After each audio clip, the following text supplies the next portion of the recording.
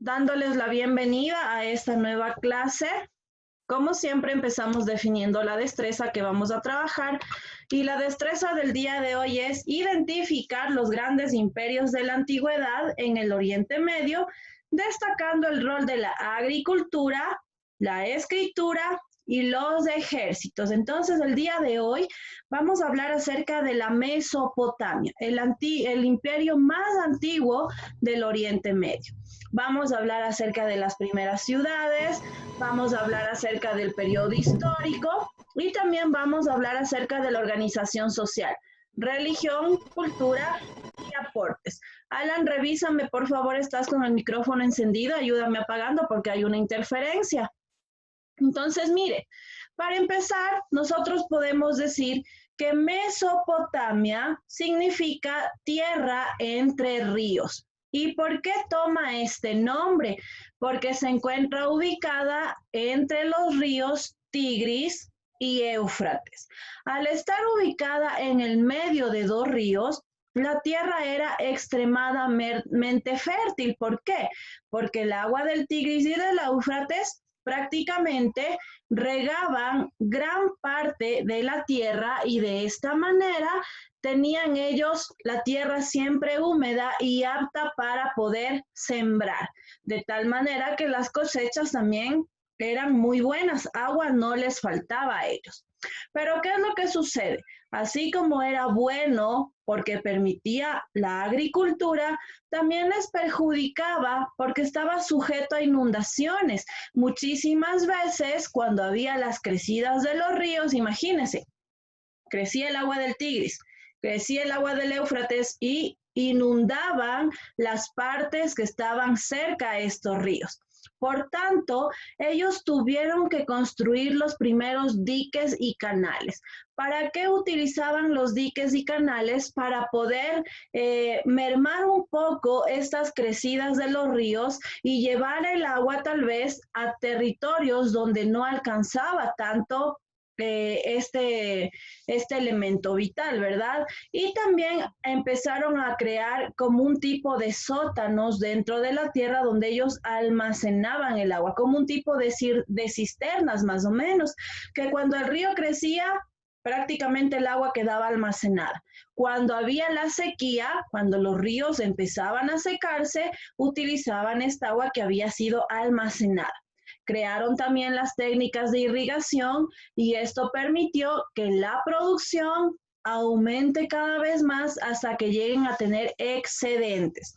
¿Qué es un excedente? Es el sobrante de lo que ellos habían producido para poder satisfacer sus necesidades. Cosechaban, satisfacían sus necesidades de alimentación, y lo que sobraba empezaban a comercializar, intercambiar productos con otros pueblos, con otras civilizaciones cercanos. Mire, aquí tenemos nosotros el mapa de la Mesopotamia. Esto aparte de aquí es Sumeria. Es una de las primeras ciudades de la Mesopotamia. Tenemos nosotros del Imperio Babilónico, que es todo esto. Era una ciudad más grande, por eso se denominaba el Imperio Babilónico. Y tenemos todo esto, es prácticamente el Imperio Asirio, que es otra de las grandes ciudades que se acentuaron dentro de la Mesopotamia. Mire, ¿y por qué tierra entre dos ríos? Porque aquí tenemos el río Tigris, mire, río Tigris, y acá tenemos el río Éufrates. Este de acá, en cambio, el río Éufrates. Tierra fértil porque tenían agua en esta zona. Toda esta zona de acá se servía del agua del Tigris, y toda esta zona de acá se servía del agua del Éufrates. ¿Cuál era el problema cuando habían las crecidas y las inundaciones? El problema era este territorio central, porque si crecía el río, venía el agua para acá; si crecía el río, venía el agua para acá, y esto se inundaba. Por lo tanto, es esa la importancia que ellos tuvieron que crear los diques y los canales para evitar que esta zona llegue a inundarse. ¿Preguntas hasta ahí, muchachos? ¿Alguna pregunta, alguna interrogante? ¿No? Entonces, perfecto. No se olvide, Mesopotamia significa tierra entre ríos. ¿Por qué? Porque estaba situada entre el Tigris y el Éufrates, un imperio extremadamente grande. Tenemos aquí las 3 ciudades que habíamos mencionado, no se me vaya a olvidar. Y vamos a continuar. Entonces, mire, ¿qué es lo que sucede con este aumento de la producción? Empieza a aparecer el excedente.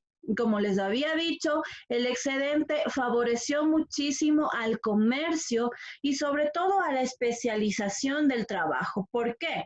Porque la gente empezó a dedicarse a actividades específicas. Unos ahora eran agricultores, otros eran ganaderos, otros eran herreros, fabricaban armamento, otros tal vez serían panaderos, otros eran zapateros, otras personas eran sastres, es decir, empezaron a dedicarse a actividades específicas. Ya no todos eran agricultores y empezaron a comercializar productos que la tierra nos proporciona por los agricultores, empezaron a fabricar armamento que realizaban las personas que trabajaban en este oficio, transportaban también vestimenta que hacían los sastres, las costureras, entre otras cosas. Y prácticamente se dio un intercambio cultural.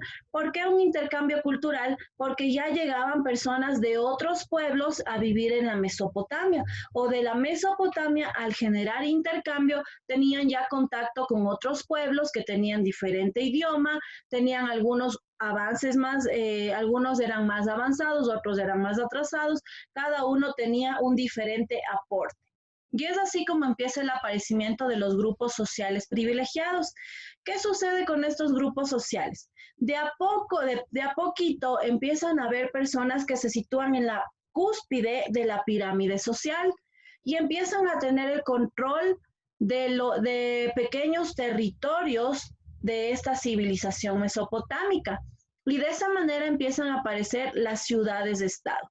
¿Qué era una ciudad-estado? Una ciudad-estado era una parte del territorio que tenía su propio gobierno.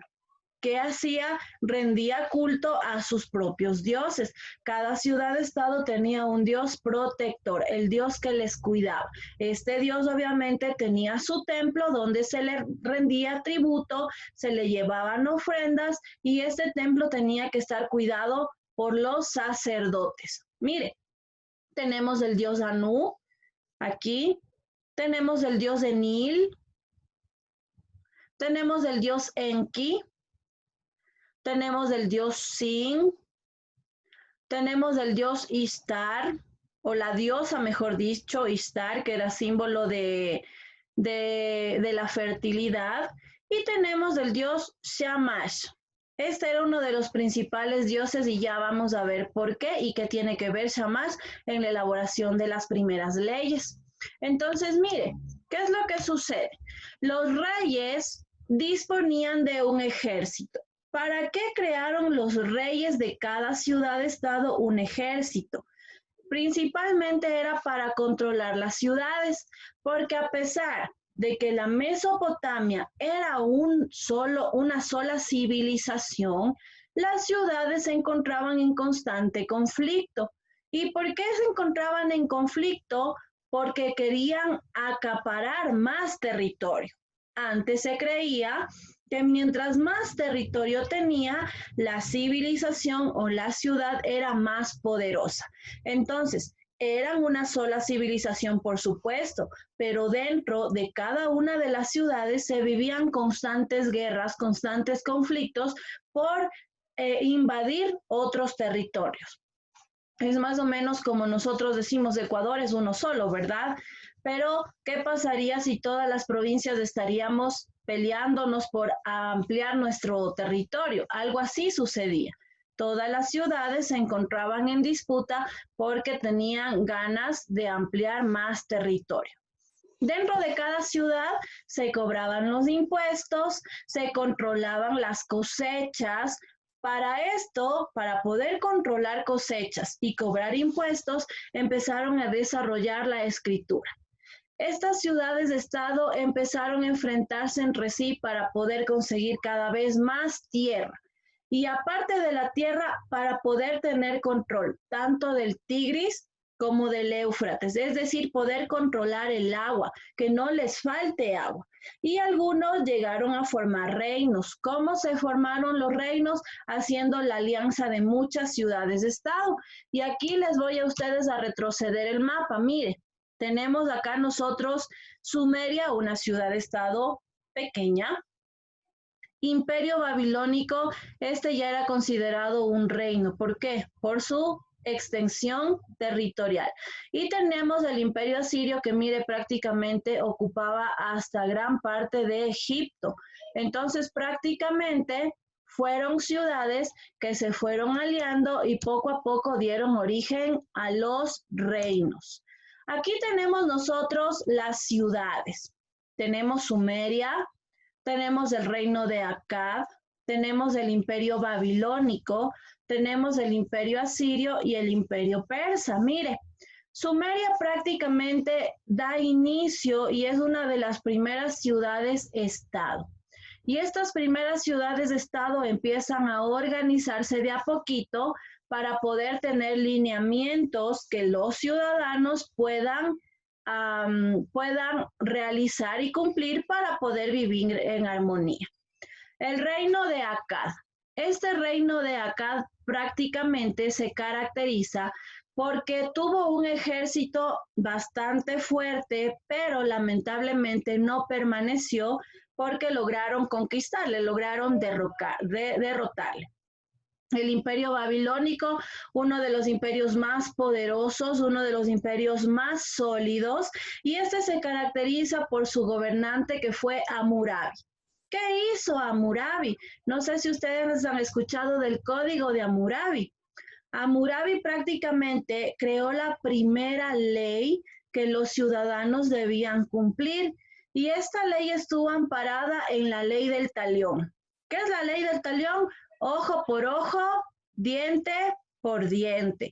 ¿Qué quiere decir? Que si yo cometí algún delito en contra de cualquier persona, el mismo delito tenían que cometer en contra mío para que yo como ser humano me dé cuenta del daño que había hecho. Si yo, por ejemplo, una persona le golpeaba, esa persona tenía que venir y golpearme a mí también.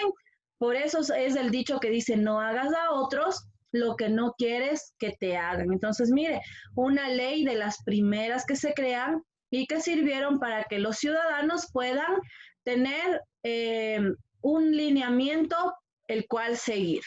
Tenemos al imperio asirio también. Este imperio prácticamente iba desde el Golfo Pérsico hasta el mar Mediterráneo, un imperio muy grande.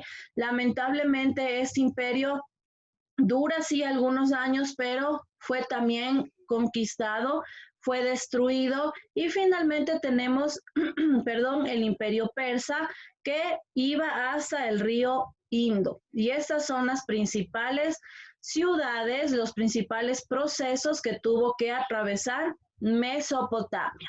Listo, vamos a continuar. Mire, acá tenemos nosotros algo súper importante. La base de la economía era la agricultura y la ganadería. ¿Por qué? Porque era tierra bastante fértil. Pero hay un dato particular. Absolutamente toda la tierra era propiedad del Estado. Los agricultores trabajaban, sí, sembraban también, cosechaban, por supuesto, pero no era tierra de ellos. Ellos no podían decir, al Estado le compro este pedacito de terreno. No, todo el territorio prácticamente pertenecía al rey. Era pertenencia del Estado. Por lo tanto, los agricultores, en agradecimiento porque el rey les permitía sembrar, les permitía cosechar y alimentarse con gran parte de lo que ellos producían, tenían que entregarle una parte de la cosecha. Es decir, el Estado controlaba absolutamente todo e incluso el comercio. Todos los estados tenían que cobrar impuestos. ¿Qué hacían con los impuestos? Con los impuestos se realizaban obras de construcción pública como los diques, los canales, se mejoraban las carreteras, servía también para que los reyes puedan tener una vida ostentosa, para que la familia de los reyes viva con comodidades, entre otras cosas. Mire, ¿qué es lo que sucede? Nosotros tenemos acá un sigurat. Esto se llama sigurat. ¿Y cuál era la finalidad del sigurat? El sigurat prácticamente era el templo del dios.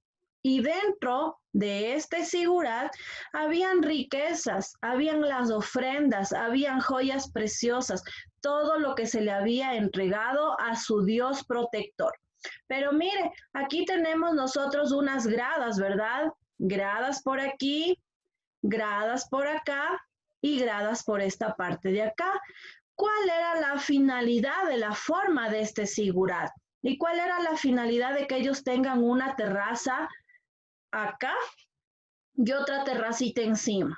Prácticamente este lugar, en caso de conquista y de guerra, no podían ellos permitir que se tome este lugar, porque prácticamente estaba aquí su Dios y estaban sus riquezas. Cuando había una guerra, los soldados se ubicaban en esta parte de aquí y ellos podían atacar desde arriba con cualquier elemento, ¿verdad? Siempre es más fácil atacar desde arriba que desde abajo. Mientras el de abajo quería lanzar una piedra, el de arriba ya le había dado con la piedra en la cabeza. Entonces, mire cómo prácticamente era un lugar estratégico que ellos debían proteger a toda costa en caso de que se dé una conquista o una invasión. Listo. Preguntas hasta aquí. A ver, ¿alguien que quiera preguntar algo? ¿No? Excelente. Entonces vamos a continuar. Mire, acá tenemos nosotros la clase social de Mesopotamia. La sociedad de Mesopotamia giraba en torno a las ciudades y presentaba una estructura piramidal. Aquí tenemos nosotros un dibujo de una pirámide y tenemos las clases sociales. Siempre encima de la pirámide, en la parte principal, estaba el rey. Luego venían los sacerdotes y altos funcionarios, luego los campesinos y artesanos, que era la mayor parte del pueblo, y finalmente los esclavos. Ayúdeme leyendo, por favor, Vicente. ¿Quién era el rey? ¿Qué nos dice la partecita roja? Poder absoluto y máxima autoridad política, militar y religiosa, legislador y juez supremo. No era considerado un dios. Gracias, Vicente. Mire, ¿quién era el rey? El rey era la persona que tenía el poder absoluto en sus manos. Era considerado la máxima autoridad, era la persona que manejaba la elaboración de leyes, era quien manejaba el ejército y quien manejaba la religión también, quien estaba a cargo de poner al representante para que cuide el templo. Era el legislador y juez supremo, es decir, él creaba las leyes, él hacía cumplir las leyes y él dictaba sentencia para aquel que no cumplió las leyes. ¿Qué más hacía él? Él prácticamente generaba orden en su territorio. A pesar de que era la máxima autoridad, él no era considerado un dios en la tierra. Él era respetado, sí, era obedecido, pero no era considerado un dios en la tierra. ¿Quiénes eran los sacerdotes y altos funcionarios? Ayúdame, Alan.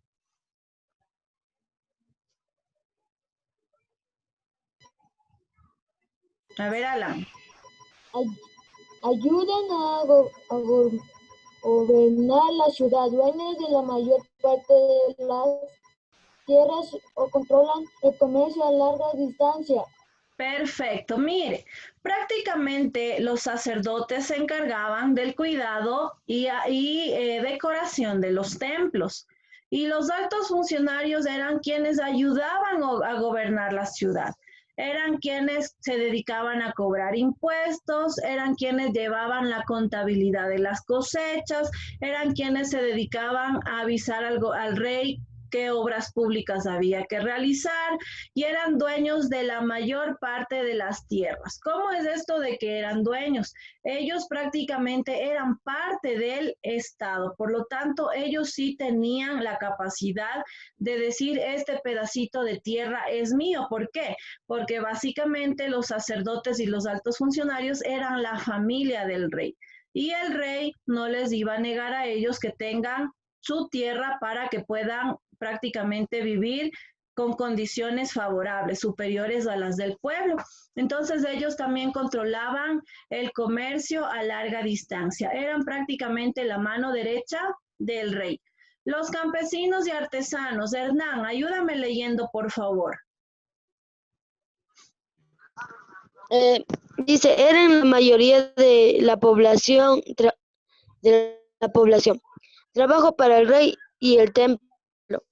Perfecto, mire, los campesinos y artesanos eran la mayor parte de la población.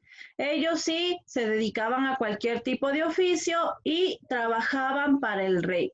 El rey no les pagaba en dinero, pero sí les pagaba en comida, podríamos decir, ¿no es cierto?